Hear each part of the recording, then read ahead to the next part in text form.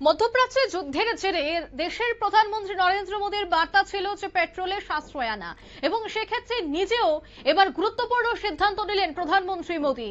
নিজের সরকারি কনভয়ের 50% কমিয়ে দেওয়ার সিদ্ধান্ত। প্রধানমন্ত্রী নরেন্দ্র মোদী তার সরকারি কনভয়ে গাড়ির সংখ্যা এবার 50% কমানোর নির্দেশ দিয়েছেন। চলমান ইরান যুদ্ধ এবং বৈশ্বিক জ্বালানি সংকটের আবহে দেশবাসীকে যখন তিনি বার্তা দিলেন, ঠিক তখনই নিজেও এই দৃষ্টান্তমূলক পদক্ষেপ নিলেন।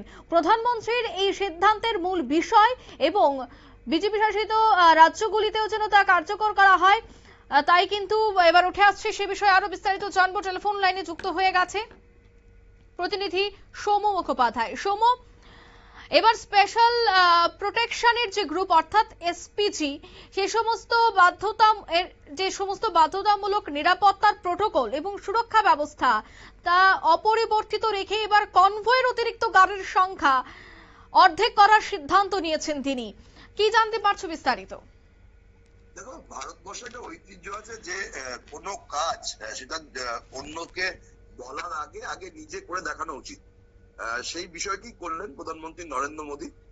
তিনি দেশবাসীর উদ্দেশ্যে ভাষণ দিতে গিয়ে বার্তা দিয়েছিলেন যে পশ্চিম এশিয়ায় যে যুদ্ধ পরিস্থিতি রয়েছে তার জন্য একটা জ্বালানি সমস্যা তৈরি হয়েছে গোটা বিশ্ব জুড়ে। আমরাও দেখেছি যে বিশ্বের বিভিন্ন দেশেই কিভাবে জ্বালানি সমস্যার জন্য তাদের কাটছাট করা হয়েছে তাদের বরাদ্দে। অনেক জায়গাতেই অফিস কাছারি সেগুলো কিন্তু এখন সপ্তাহে 4 দিন হচ্ছে, অনেক ক্ষেত্রে কাটছাট করা হচ্ছে সরকারি খরচে। এবার কিন্তু ভারতের প্রধানমন্ত্রী তিনি বার্তা দিয়েছিলেন। ভারত কিন্তু এতদিন পর্যন্ত ব্যাপারটা নিয়ে কোনো বার্তা দেয়নি, সব দিক থেকেই কিন্তু ঠিক চলছিল। কিন্তু প্রধানমন্ত্রী নরেন্দ্র মোদী তিনি গত পরশুদিন এই ব্যাপারে দেশবাসীকে বার্তা দেন এবং দেশবাসীকে বেসিক্যালি তিনি কিচ্ছু সাধনের একটা পরামর্শ দিয়েছিলেন। বলেছিলেন যে আমরা যেরকম ভাবে সোনা কিনি বা আমরা যেভাবে অতিরিক্ত প্রয়োজন না থাকলেও গাড়ির ব্যবহার করি এবং যখনই মনে করলো বিদেশ চলে গেলাম, সেইগুলো তিনি এই যে খরচগুলো কমাতে বলেছিলেন এবং এই বিষয়ে যে তিনি নিজেও ফলো করছেন সেটা কিন্তু প্রমাণ পাওয়া গেল। এবার তিনি নিজের নিরাপত্তার দায়িত্ব থাকা যে স্পেশাল প্রোটেকশন গ্রুপ বা এসপিজি আছে তাদের কাছে নির্দেশ দিয়েছেন যে প্রধানমন্ত্রী নিরাপত্তা সুনিশ্চিত রেখে তার গাড়ি কনভয়ের সংখ্যা কমানো হবে, গাড়ির সংখ্যা, এবং পেট্রোল ডিজেল চালিত যে গাড়িগুলো আছে তার পরিবর্তে বৈদ্যুতিক গাড়ি বেশি ব্যবহার করতে হয় প্রধানমন্ত্রীর কনভয়। নতুন কোনো গাড়ি অবশ্য কেনা যাবে না। এর জন্য কেন্দ্রের একটি সূত্র মারফত জানা যাচ্ছে যে নির্দেশ হাতে পাওয়ার পরেই এসপিজির তরফ থেকে প্রধানমন্ত্রীর কনভয়ের গাড়ি কাটছাটের বিষয়টি বাস্তবায়িত করার কাজ শুরু হয়েছে। অন্য একটি সূত্র মারফত জানা যাচ্ছে যে বিজেপি শাসিত বেশ কয়েকটি রাজ্যের মুখ্যমন্ত্রীরাও প্রধানমন্ত্রী নরেন্দ্র মোদীর পথে হেঁটে তাদের গাড়ি কনভয়ের সংখ্যা কমাবে। দেখো, বিষয়টা হচ্ছে আমরা দেখেছিলাম যে দুদিন আগেই অপারেশন সিঁদুরের সময় যেভাবে প্রধানমন্ত্রী নরেন্দ্র মোদী নিজের সোশ্যাল মিডিয়া অ্যাকাউন্টের যে প্রোফাইল পিকচার সেটা চেঞ্জ করার পরেই গোটা দেশেই বিজেপির নেতা মন্ত্রীরা রাজ্য বলো কেন্দ্র বলো সবাই নিজেদের ডিপি চেঞ্জ করেছিল। এবার কিন্তু সেই একই পথ দেখা যাবে। প্রধানমন্ত্রী কিন্তু নিজেই একটা উদাহরণ তৈরি করলেন কিচ্ছু সাধনের, যে বার্তা তিনি দেশবাসীকে দিয়েছেন। তিনি নিজের কনভয় থেকে গাড়ি কাটছাট করেছেন। এবার গোটা দেশই সেই পথে হাঁটবে বলেই মনে করা হচ্ছে। একদম, এবং সেই জায়গায় আমরা দেখতে পাচ্ছি যে বিভিন্ন বিজেপি শাসিত রাজ্যের মুখ্যমন্ত্রীরাও বেশ কিছু করার সিদ্ধান্ত নিয়েছে। রাজস্থান এবং মধ্যপ্রদেশের মুখ্যমন্ত্রীরা তারা কনভয়ে 10 থেকে এবার 5টি গাড়িতে চলে এসেছে কনভয়ের ক্ষেত্রে। উত্তরপ্রদেশের মুখ্যমন্ত্রীও 50% এবার কনভয়ে কমিয়ে দিয়েছেন। মহারাষ্ট্রের উপমুখ্যমন্ত্রীও সেখানে সরকারি বিমান চলাচলের ক্ষেত্রে মন্ত্রীদের সেখানে একটা আগাম সিদ্ধান্তের কথা তিনি জানিয়ে দিয়েছেন। দিল্লি এবং গুজরাটেও আমরা দেখতে পেয়েছি যে সরকারি কাজে যে গাড়ির সংখ্যা তা সীমিত করার দিকে এবার এগিয়ে চলছে। বিজেপি শাসিত রাজ্যের মুখ্যমন্ত্রীরা যেহেতু এই পথে এবার হাঁটছে, তবে কি অন্যান্য রাজ্যেও এই পথে হাঁটা দরকার বলে তুমি মনে করছো? কি বলবে?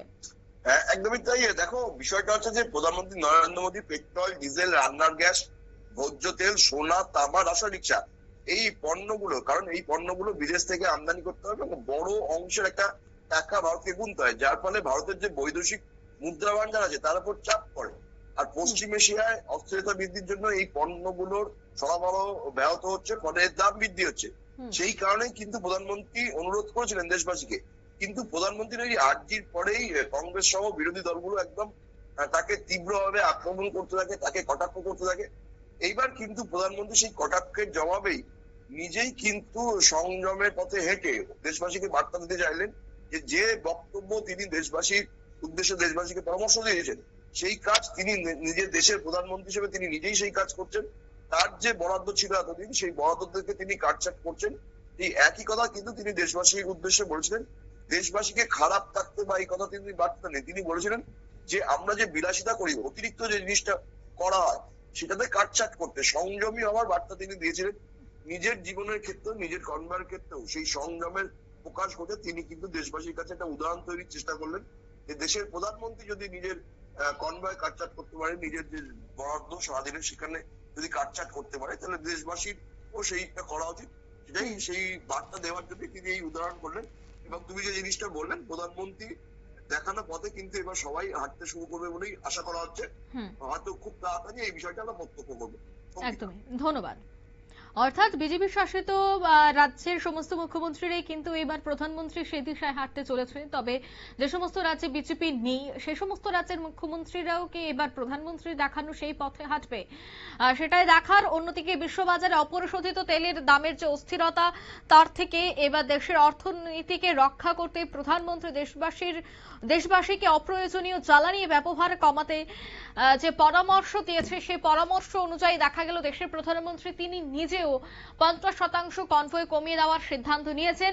সেক্ষেত্রে এবার গোটা দেশ কতটা সাহায্য করে দেশের অর্থনীতিকে মজবুত এবং এই ধরনের প্রধানমন্ত্রীর সিদ্ধান্তকে কতটা সমর্থন করে দেশের মানুষজন, সেটাও কিন্তু দেখা। নিয়ে নিচ্ছি ছোট্ট একটি বিজ্ঞাপন বিরতি, সঙ্গে থাকুন।